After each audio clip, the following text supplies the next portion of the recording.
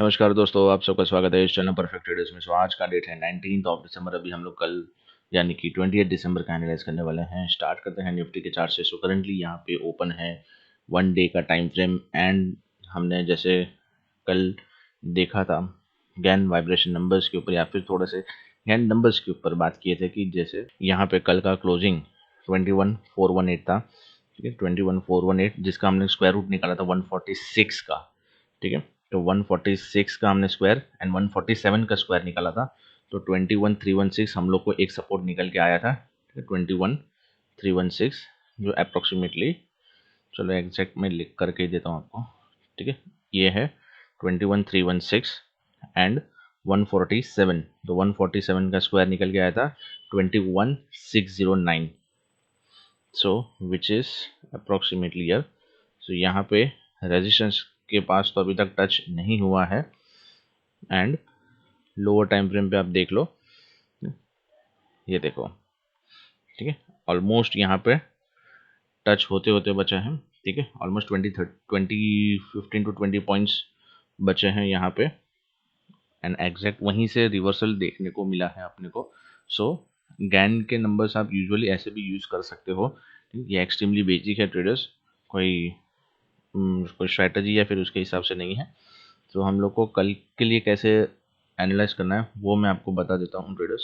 So daily time frame पे ही देखते हैं सबसे पहले कि मार्केट में हमने फिलहाल एक इंडिकेटर लगा लेते हैं। थोड़े बहुत इंडिकेटर बेस्ड के ऊपर आज हम लोग ये करने वाले हैं कि कैसे एनालाइज किया जाता है, जिसको प्राइस एक्शन वीक होता है, जो नए बिगिनर्स होते हैं वो कैसे मार्केट में एनालाइज कर सकते हैं। सेल्फ ट्रेड करना है तो कहीं ना कहीं से तो शुरुआत करनी पड़ेगी। तो सबसे बेस्ट फ्रेंड जो बिगिनर्स का होता है वो होता है इंडिकेटर्स। अभी आपने को भी पता है, ठीक है, कि इंडिकेटर्स कैसा होता है, लैगिंग होता है, लीडिंग होता है, कितना काम करता है। बट उसको अच्छे से यूज में लेना, ठीक है, वो एक कला होती है वो भी, क्योंकि आपको भी पता है कि इंडिकेटर्स होने के बाद यूजुअली बताते हैं लैगिंग इंडिकेटर्स। सो वो फायदा नहीं होता है, बट उसको भी एक तरीका होता है यूज करने का जिससे हम लोग अच्छे से फायदे में ले सकते हैं। ओके, तो यहाँ पे सबसे पहला जो इंडिकेटर बिगिनर्स को यूज करना चाहिए वो होता है ईएमए। ईएमए में 200 एक लेंथ होता है जिसका वो एवरेज देता है 200 डेज का। अगर आप डेली टाइम फ्रेम पे हो तो 200 डेज में अगर आप देखो, ठीक है, ये डेली टाइम फ्रेम में एक चीज नोट कर लो, जब भी मार्केट एक सर्टन लेवल के डिस्टेंस पे जाती है तब मार्केट एक मैग्नेटिज्म एक्टिवेट करती है और अपने तरफ खींचती है। ठीक है, यहाँ पे देखो मार्केट एक सर्टन लेवल के पास जाती है फिर अपने पास खींचती है वहां पे ईएमए को। और हर एक बार एवरी टाइम ये चीज होती ही होती है, चाहे वो ऊपर की डायरेक्शन में हो या नीचे की डायरेक्शन में हो। ठीक है, चाहे कितना भी दूर जाए, यहाँ पे आप चेक कर सकते हो। अब ये देखो, ये सबसे हाईएस्ट डिस्टेंस है यहाँ पे। ठीक है, क्योंकि ये कोरोना का फॉल था, यहाँ पे पैनिक था। ठीक है, तो उसमें भी खींचा हुआ है नीचे। ठीक है, एंड ये वाला सिनेरियो है ना ट्रेडर्स, ये वाला। अब ये वाले सिनेरियो पे थोड़ा जोर डालते हैं। देखो यहाँ पे ऊपर गया, यहाँ पे पैनिक आया नीचे, भले टच नहीं हुआ। ठीक है, बट पैनिक एक्सट्रीमली शार्प आता था यहाँ पे। ठीक है, पॉइंट्स आप देख सकते हो। ठीक है, ऑलमोस्ट 15,800 से लेके 14,200, मतलब डिस्टेंस बहुत ज़्यादा नीचे रिकवर होता था ऐसे सिचुएशन में। ठीक है, यहाँ पे देखो हल्का सा बढ़ाने के वापस नीचे, हल्का सा बढ़ाने के वापस नीचे। तो ये जो फेज था ना वो कंप्लीट एक ईयर में ऐसा ही होता रहेगा। मार्केट बढ़ेगा एकदम स्लोली बट गिरेगा फास्ट। तो इसका आज के मार्केट से क्या लेना देना है कि मार्केट में सेम सिनेरियो वापस यहाँ से रिटेस्ट होने के बाद एक गैप अच्छा खासा क्रिएट कर लिया है तो मार्केट को रिवर्स होने के चांसेस है। ओके, इसके लिए मैं आपको भी पता है काफ़ी दिनों से भी मैं बोल रहा हूँ, तो आज टेक्निकल के साथ साथ मतलब यहाँ पे इंडिकेटर्स का भी सपोर्ट यहाँ पे मिल चुका है, प्राइस एक्शन का भी सपोर्ट यहाँ पे मिल चुका है। अपार्ट फ्रॉम एस्ट्रोलॉजी एंड ज्ञान की बात करें, छोड़ दिया हम लोग वहाँ पे, तो प्राइस एक्शन में भी इंडिकेशन है कि हाँ थोड़ा बहुत रिट्रेसमेंट की ज़रूरत है अभी। सेकेंड चीज़ की बात करें तो यहाँ पे देखो बॉलिंजर बैंड लगा हुआ है डेली टाइम फ्रेम पे। सो यहाँ पे आप देख सकते हो कि जैसे ही देखो ये टच किया तो नीचे आने की ट्राई किया है बट आ नहीं पाया है। ठीक है, लेवल को ब्रेक करने के बाद सस्टेन नहीं कर पाया। अगेन मार्केट ऊपर जा रहा है, मार्केट ने वापस हाई नहीं तोड़ा है, ना ही ये वाला लो तोड़ा है। ठीक है, ना ही ये हाई अच्छे से तोड़ा है, ना ही लो तोड़ा है, ना ही दोनों बाजू सस्टेन हुआ है। तो ये एक रेंज की तरह काम करेगा।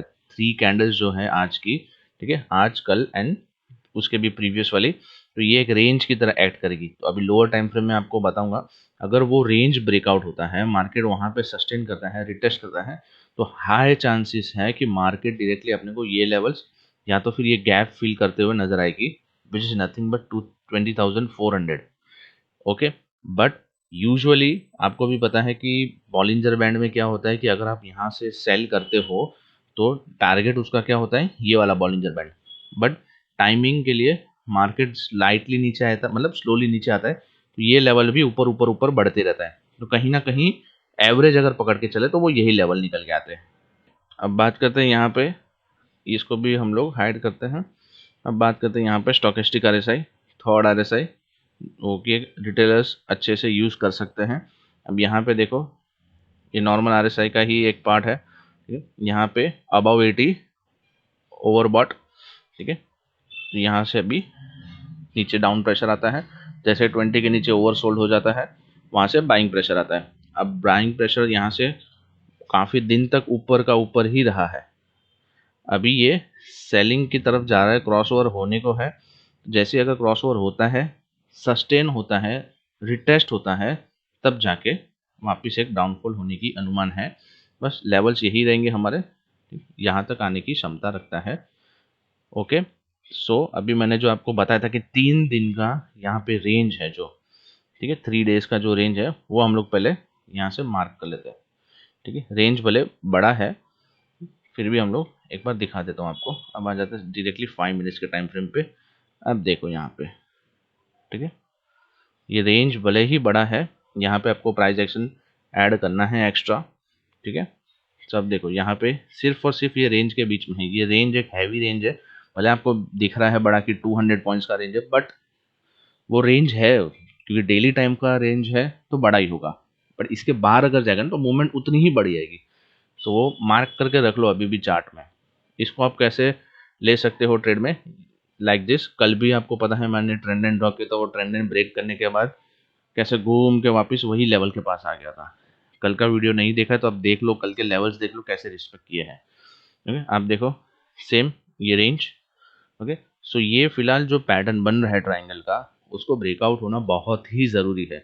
जब तक ये लेवल के बीच में है, ट्राइंगल के तो बीच में है, वो तो साइडवेज आप फिर दोनों ही साइड आपका एसएल हिट करने की क्षमता रखता है, तो ये चीज़ याद रखना।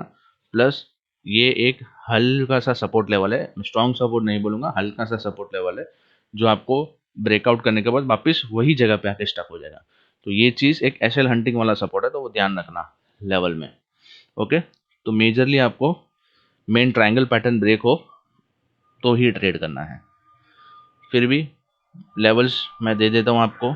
सो यहाँ पे हम लोग किस तरह से ट्रेड करेंगे, यहाँ पे लेवल्स में ऑलरेडी आपको दे देता हूँ, ये लो, ठीक है। 21,526 के अगर मार्केट ऊपर जाता है नेक्स्ट ट्रेडिंग सेशन के लिए, तो फिर हम लोग एक बुलिश प्लान कर सकते हैं। नहीं तो यही लेवल से मार्केट एक रिवर्सल एक्ट करेगा, यानी वही लेवल से मार्केट डाउनफॉल करेगा।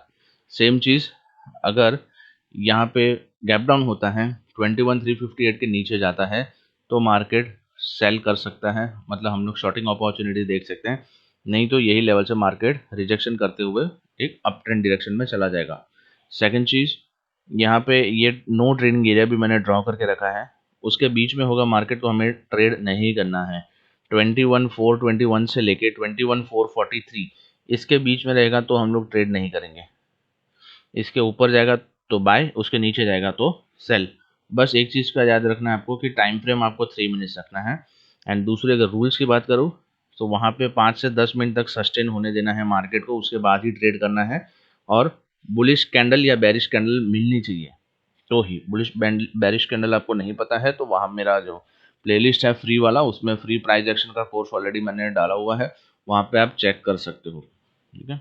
वो बेसिक वर्जन है, एक्सट्रीमली बेसिक है, सिर्फ इंट्रोडक्शन के हिसाब से आप देख सकते हो। बाकी कंप्लीट प्राइस एक्शन मैंने वहाँ पे नहीं डाला है। अगर आपको चाहिए तो मुझे पिंग करो, मैं आपको बता दूंगा आप कैसे ज्वाइन कर सकते हो।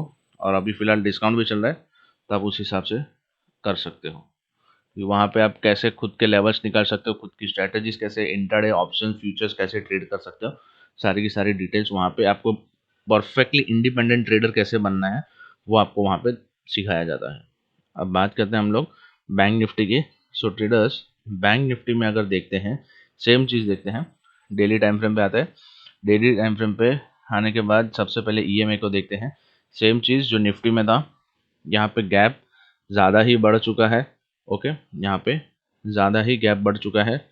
दूसरी चीज़ अगर देखते हैं Bollinger band, so Bollinger band same to same जैसे निफ्टी में था वैसे ही, ठीक है। यहाँ पे एक रेंज बन चुकी है, रेंज का ब्रेकआउट अभी तक हुआ नहीं है। सो जैसे ही रेंज का ब्रेकआउट होगा उस हिसाब से हम लोग को ट्रेड करना होता है। अभी यहाँ पे last but not least stochastic RSI की बात करते हैं बैंक निफ्टी में।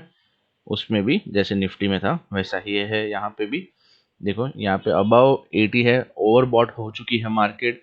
अभी फाइनली एक क्रॉस ओवर अच्छे से डायरेक्शन में यहाँ पे आप दिखा रही है, आप देख सकते हो एज पे, ठीक है। जो ऑरेंज वाली है यानी कि जो सेल को इंडिकेशन करती है वो ऊपर आ चुकी है, ब्लू वाली जो बाइंग को इंडिकेट करती है वो नीचे है।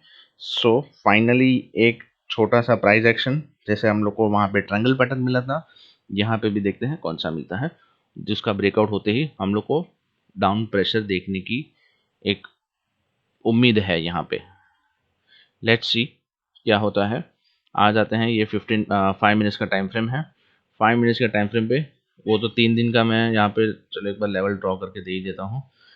ये देखो ये 3 डेज का यहाँ पे लेवल है, इसका भी ब्रेकआउट होगा तो ही अपने को क्लियर कट पता चलेगा। उसके पहले इसके बीच में अगर आप ट्रेड करते हो तो थोड़ा सा रिस्की रहेगा। प्रोफेशनल ट्रेडर हो तो ठीक है, बिगिनर्स हो तो सिर्फ देखो। फिलहाल ये 3 दिन का जो ट्रायंगल पैटर्न है वो काफ़ी काफ़ी काफ़ी एसेट हंटिंग वाला है, ध्यान से ट्रेड करना है इसके अंदर। अब बात करते हैं हम लोग यहाँ पे लेवल्स कैसे देखने हैं, किस हिसाब से करना है, ठीक है। उसके पहले यहाँ पे एक और चीज़ जो है, ये 5 मिनट्स पे बन रही है तो उतना बड़ा टारगेट एक्सपेक्ट मत करना, ठीक है। This is which is something head and shoulder pattern है जिसका ब्रेकआउट अभी तक आया नहीं है। सो यहाँ पे ट्रेडर्स लोग राह देख रहे होंगे कि यहाँ पे आप एंट्री करेंगे and edge of this gap target मान के चलेंगे। लेट्स सी क्या होता है यहाँ पे, ठीक है। तो यहाँ पे मैं आपको लेवल शेयर कर देता हूँ। सो बैंक निफ्टी के ट्रेडर्स यहाँ पे लेवल की बात करो तो ये है 48,044, इसके ऊपर जाता है तो बाय, नहीं तो यहीं से रिजेक्शन होने की संभावना है। 47,672, यहाँ से मार्केट नीचे जाती है तो सेलिंग प्रेशर होगा, नहीं तो मार्केट यहीं से रिवर्स कर जाएगा। अगर गैप ये साइडवेज की अगर बात करते हैं तो ये वाला जो गैप है, ये वाला जो एरिया है विच इज़ 47,831 से लेके 47,858, ये लेवल के बीच में ट्रेड नहीं करना है। इसके ऊपर जाएगा तो बाय, इसके नीचे जाएगा तो सेल। 3 मिनट्स का टाइम फ्रेम रखना है, 5 से 10 मिनट तक मार्केट सस्टेन होनी चाहिए, बुलिश एंड बेरिश कैंडल की पहचान होनी चाहिए तो ही आप एंट्री करोगे, ठीक है। आई होप आपको ये समझ आ रहा होगा कि लेवल किस तरह से एक्ट करना है। एंड एक और इम्पॉर्टेंट चीज़ ट्रेडर्स, ये सिर्फ और सिर्फ एजुकेशनल पर्पस के हिसाब से वीडियो बनाई है, यहाँ पे कोई भी कॉल टिप प्रोवाइड नहीं करता हूँ मैं, तो उसके हिसाब से मत देखना, ओके। अगर आप मेरे लेवल्स पे ये करते हो, ट्रेडिंग करते हो, तो खुद से एनालाइज से करना, ब्लाइंडली फॉलो मत करना क्योंकि आपको वो हैंडीकैप ही बनाने वाला है। सो कहीं ना कहीं एनालाइज करना सीखो, देन ट्रेड करो क्योंकि इन्वेस्टमेंट आपका है, प्रॉफिट एंड लॉस भी आप ही का होगा, ओके। सो आशा करता हूँ ये वीडियो आपको अच्छी लगी होगी। अगर अच्छा लगा हो तो प्लीज़ इस वीडियो को लाइक शेयर कमेंट सब्सक्राइब करो, अपने फ्रेंड्स एंड फैमिली के साथ शेयर करो। टिल देन मिलते हैं नेक्स्ट वीडियो में। Enjoy, bye bye, take care.